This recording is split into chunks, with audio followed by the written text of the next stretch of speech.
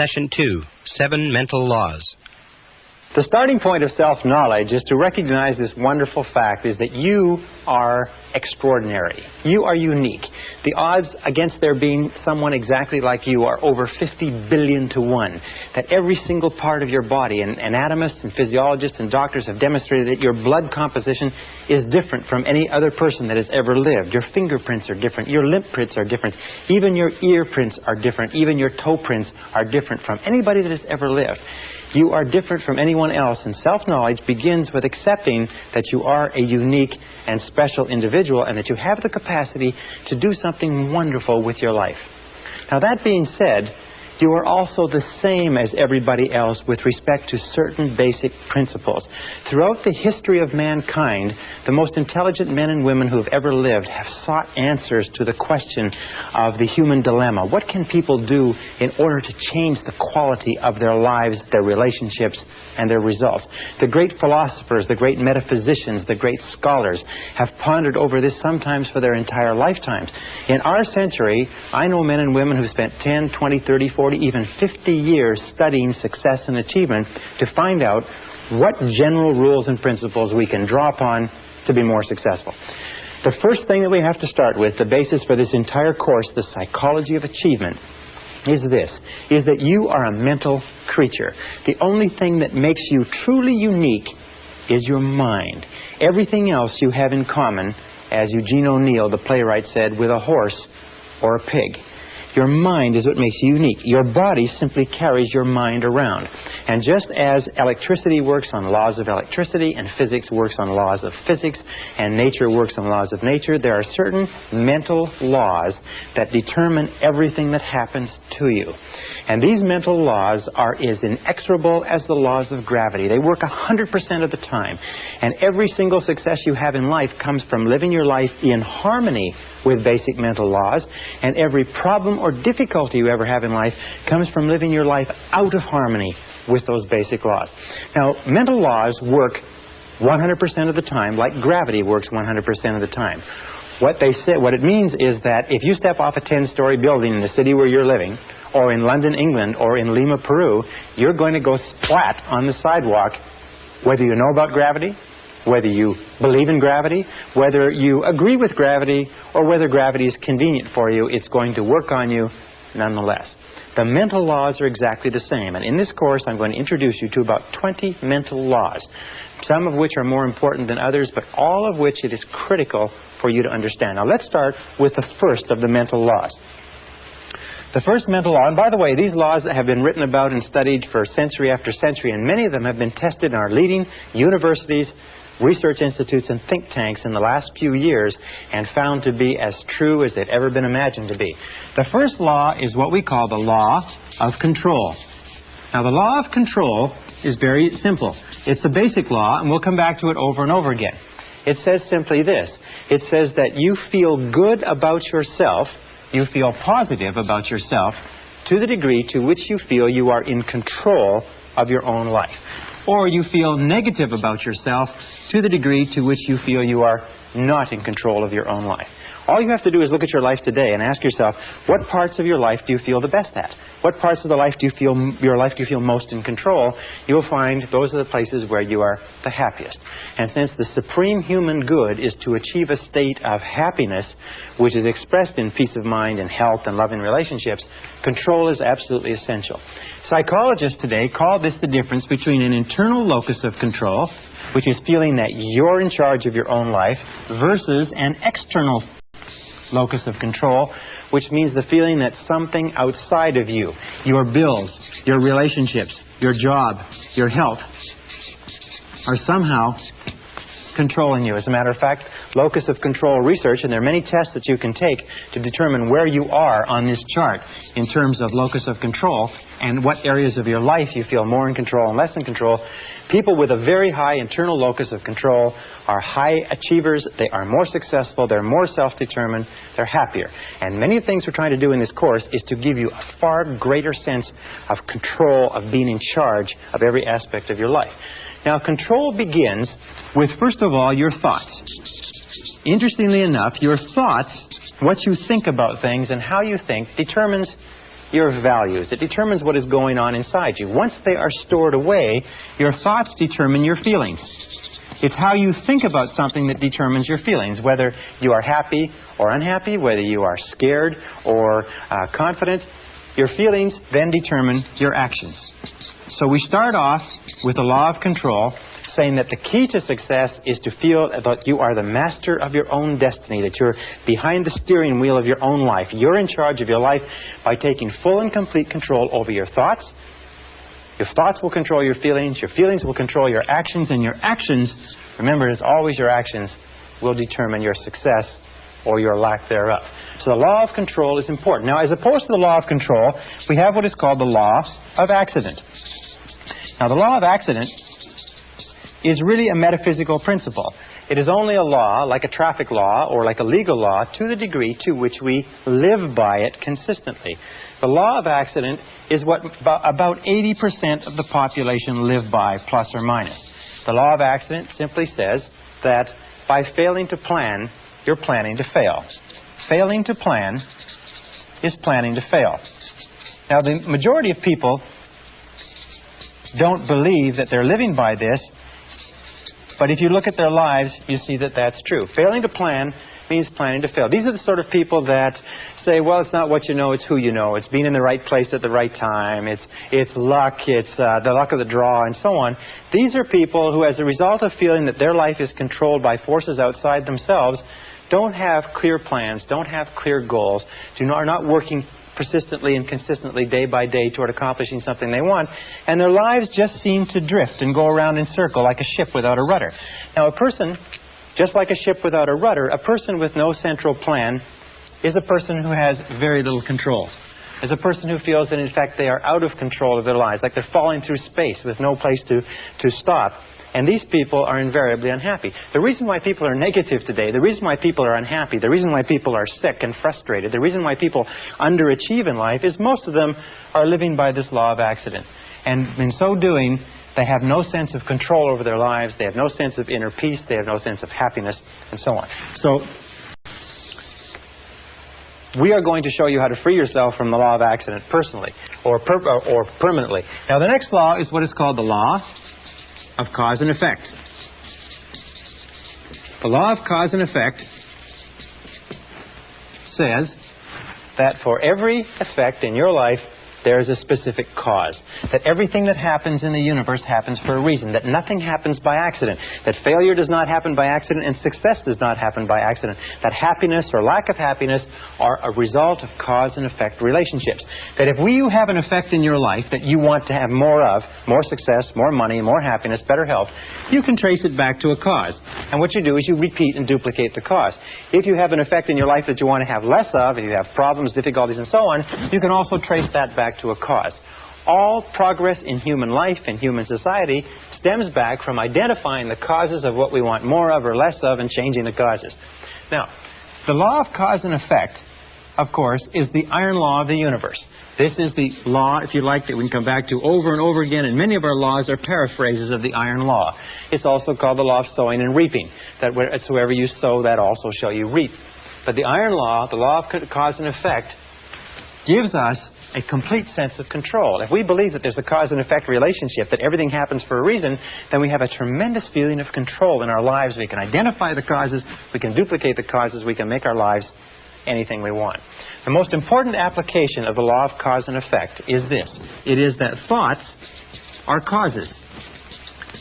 Thoughts are causes and conditions are effects. Thoughts are causes and conditions are simply effects. The starting point of everything is your thoughts about something. It's your thoughts about a job, your thoughts about a relationship, your thoughts about your health, your thoughts about your future. Your thoughts become causative agents. The conditions become the effects. That if you wish to change any of the conditions of your life, you have to change the thoughts that precede those conditions. You have to change what is going on in your mind. Now, wonderfully enough, there's only one thing in the whole universe over which you have complete control, and that is your thoughts. So if you take full and complete control over your thoughts and keep your thoughts on what it is you want, make them positive causes, the conditions or effects will take care of themselves with the inexorability of a law of nature. Now, the next law is what is called the law of belief. The law of belief simply says that whatever you believe with feeling, and this is the key, with feeling, and the more emotion you put into a belief, becomes your reality. It becomes your reality because you will always act in a manner consistent with your beliefs. As a matter of fact, your entire reality right now is simply an outward picturing of your most intensely held beliefs. If you believe something that is positive or believe something that is negative, or as Henry Ford said, if you believe you can do a thing or if you believe you cannot, you are right. Our beliefs do form our realities. To the degree to which we believe anything to be true, our beliefs act as sort of like a screen. They filter out any information that is inconsistent with our beliefs. We have a deep down desire inside of us to remain consistent. So we're always trying to view our world, rationalize our world, interpret our world so that it is consistent with what we have already decided to believe. We develop what is called scotomas. A scotoma is a word in psychology that simply says that we develop blind spots. We do not see opportunities if we are convinced that there are no opportunities. We do not see possibilities for success if we don't believe that success is possible for us. However, if we begin to change our beliefs, we begin to change our realities. Let me give you an example. There's a story of a young man who came from a small Midwestern town. It's a true story. It was reported in the psychological journals a couple of years ago. He got straight A's all through junior high school and high school. At the end of the 12th grade, he wrote his Scholastic Achievement Test to go to university. A few weeks later, he got back a letter from the university saying, "You have scored 98 on the Scholastic Achievement Test, and you're hereby admitted to the university for the fall semester." Well, he didn't know very much about Scholastic Achievement Tests, and he thought that the 98 was an IQ score. Now, an IQ score of 98 is slightly below average and is about 20 points below what is necessary for college-level work. He was convinced, and he just discarded his entire high school career, all the A's that he's gotten. He was convinced that he could not do college-level work, but he went off to college in the fall. After the first semester, he was failing or nearly failing in every subject. His counselor called him in and said, "What seems to be the problem? You did extremely well in high school. These courses are only 1 degree of difficulty removed from your high school courses. Are you having problems with girls? Are you having problems with drugs? Having problems adjusting? What is it?" He said, "Well, sir," he said, "I'm doing the very best I can, but you can't blame me. I've only got a 98 IQ. And the counselor had his file in front of him. He said, "What are you talking about?" He said, "Well, in my letter of admission to the university, it said that I got a 98 on the Scholastic Achievement Test." He said, "Son, that's not an IQ." They said, "That's not an IQ. That is a percentile. What that means is that you scored equal to or higher than 98% of the students in the country who wrote that test. You're one of the brightest kids in this university." Well, this young guy went out. He checked on the Scholastic Achievement Test. He found it was true that the 98 was a percentile, not an IQ. He went back to his courses, and 2 years later, he was in the top 10 in a 30,000 student university. He was leading in all of his classes. Once he changed his reality, once he changed his beliefs about his intelligence, his reality changed automatically. Now, an important point with regard to this is that every one of us has self-limiting beliefs. Every one of us believes ourselves to be limited in some way. Every one of us believes ourselves to be limited in intelligence, creativity, money-making ability. I can't sell. I can't speak in front of audiences. We tend to think that we are not capable of being on time. We're not mechanically inclined, and so on and so forth. But exhaustive research demonstrates that talents are pretty evenly spread throughout the population. That most of the limitations we have do not exist in reality. They exist only in your own mind. And one of the starting points of great achievement is to start questioning those self-limiting beliefs and throw them off and act as if they did not exist. And when you act as if they didn't exist, lo and behold, they simply disappear. Okay, the next law is what is called the law of expectations. Now, the law of expectations is a law that has been talked about throughout all of human history. Just like in the law of belief, William James of Harvard said, "Belief creates the actual fact. As a man thinketh in his heart, or as he believeth, so is he." The law of expectations over and over said, what you expect, you get. You get not what you want, but what you expect. That your expectations, especially your expectations about outcomes, how you think things are going to turn out, become your own self-fulfilling prophecies. And Dr. Robert Rosenthal of Harvard University has done something like 300 experiments on expectations theory, on what is called experimenter theory, and he finds that your expectations have an effect on other people and events and circumstances, even if your expectations are based on totally false information. Whatever you expect with confidence. In other words, if you confidently expect good things to happen, surprise, surprise, good things happen to you. If you confidently expect negative things to happen, then negative things are going to happen to you. That most successful people have developed an attitude of confidently expecting good things to happen.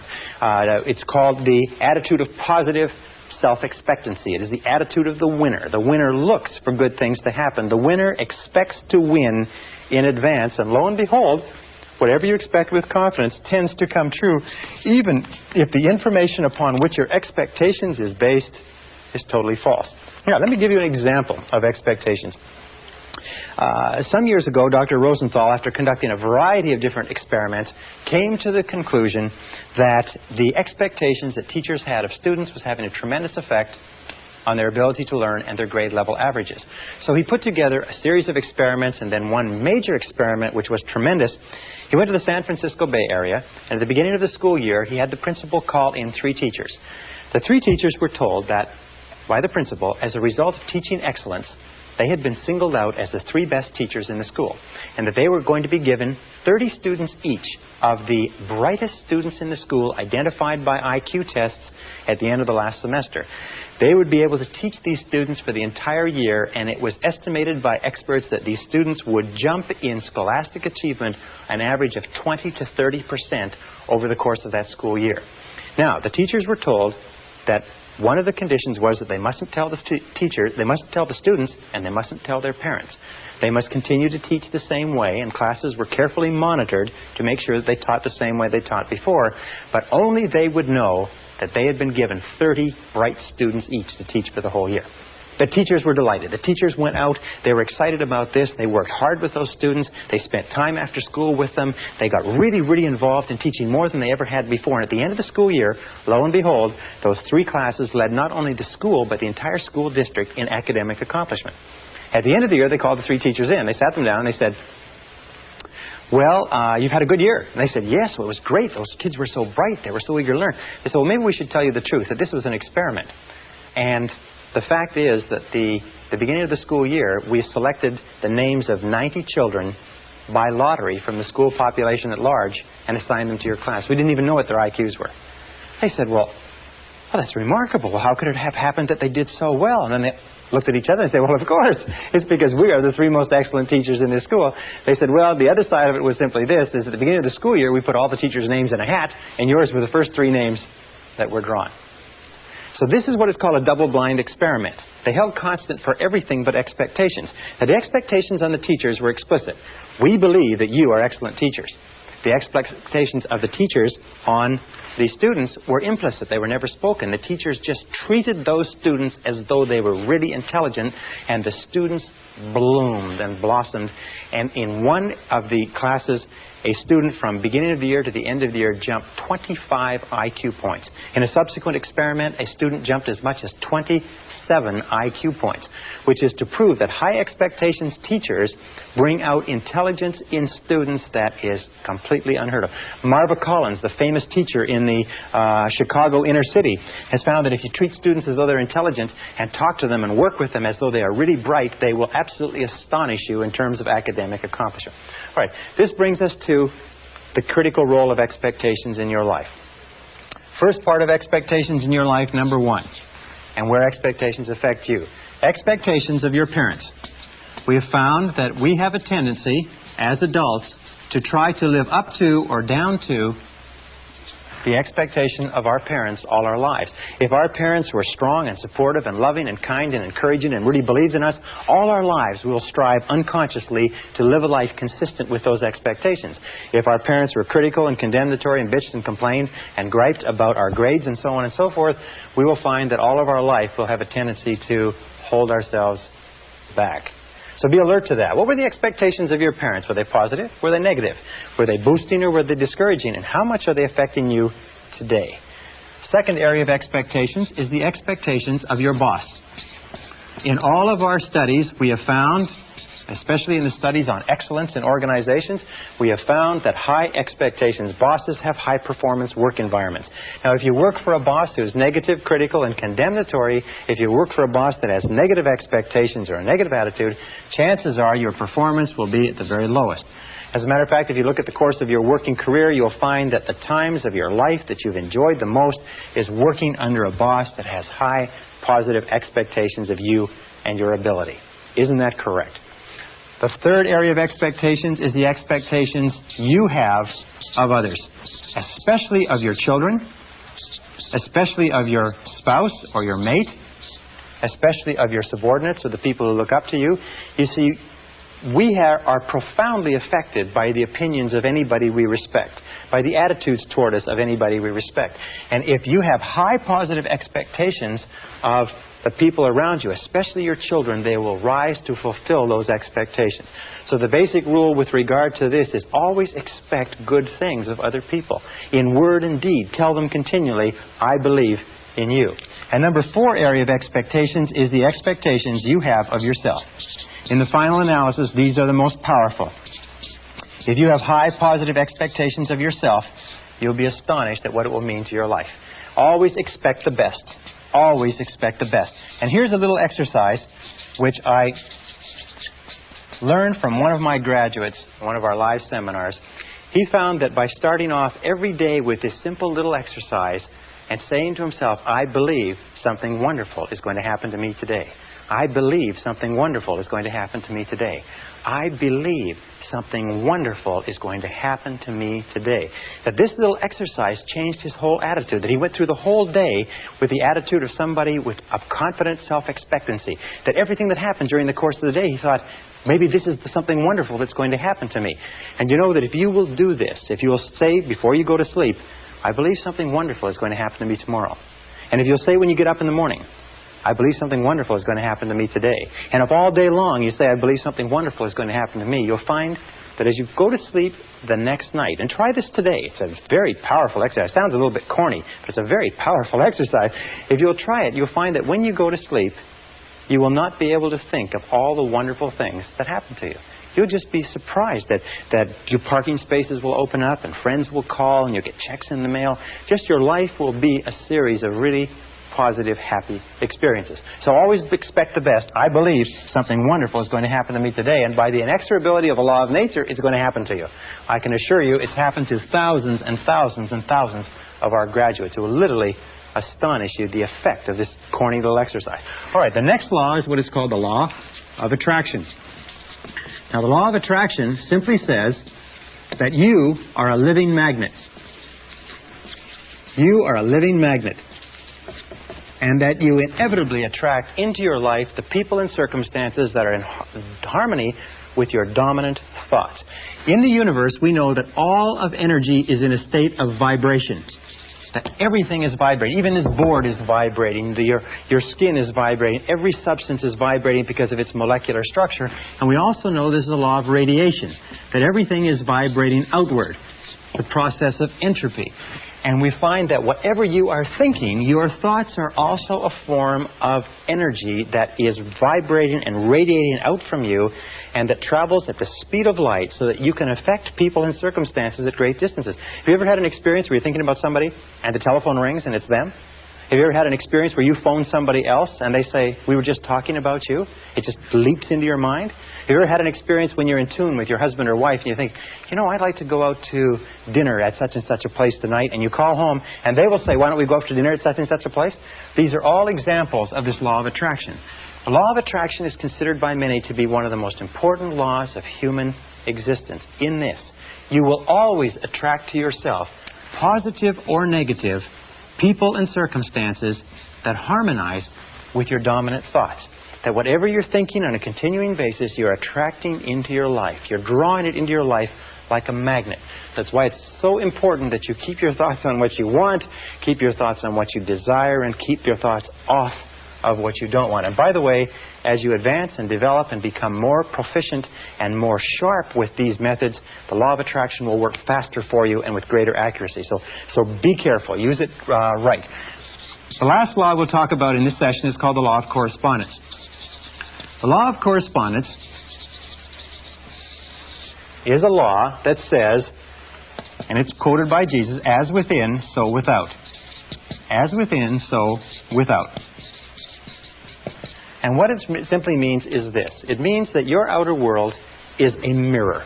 And that's probably the best word. Your outer world is a mirror, and it simply reflects back to you what is going on in your inner world.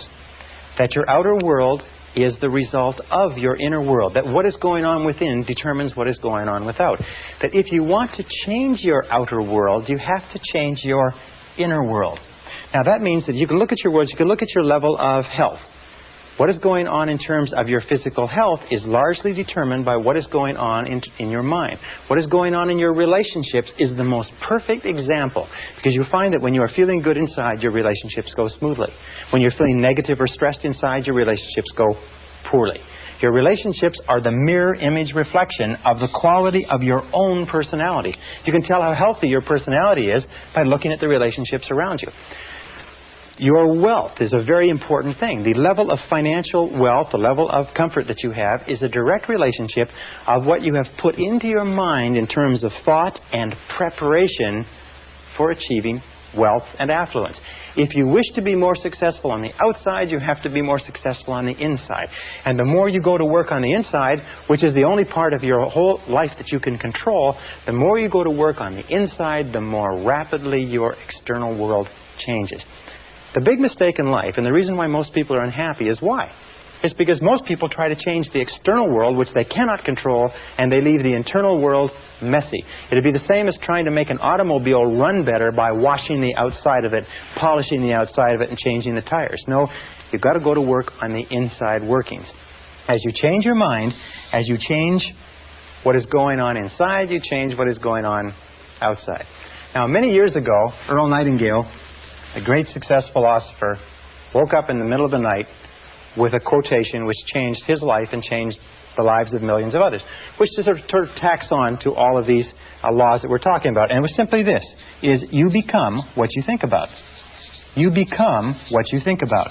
And since the only thing that you can control is your thinking, if you change what you are thinking about, you will begin to change your reality. If you change what you expect, you change what you believe, you change your dominant thoughts, you change your inner workings, you begin to attract into your life people, circumstances, events, opportunities, and everything consistent with your new thoughts. The reason people are unsuccessful is they think thoughts of unsuccess or failure. Another line, which is very, very important, says that all causation is mental. We live in a mental universe. All causation is mental. If you wish to change your universe, you have to change your mentality. And this brings us to the most important line of all, which is simply this. And let me write it over here. If you change your thinking,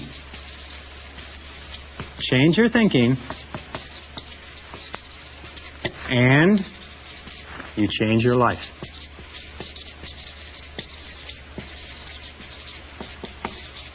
Change your thinking, and you change your life. Now, over the course of years, you have accumulated and gathered an enormous amount of information. You've accumulated and gathered an enormous number of experiences, some of them positive, some of them negative. Every single one of them is stored away. Every single one of them is having an effect on what is happening to you right now.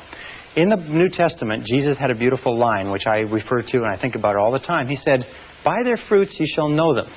And what it simply meant was that you can tell what is going on inside the person, what the fundamental character and thought life of a person is, by looking at the fruits of their external life, by looking at their health, looking at their relationships, looking at their levels of success. If you change your thinking, you change your life. And as we proceed through this course, we're going to show you systematically how you can change your thinking and bring it into perfect correlation inside with the type of successful, happy, dynamic, vital, living, successful life that you desire on the outside.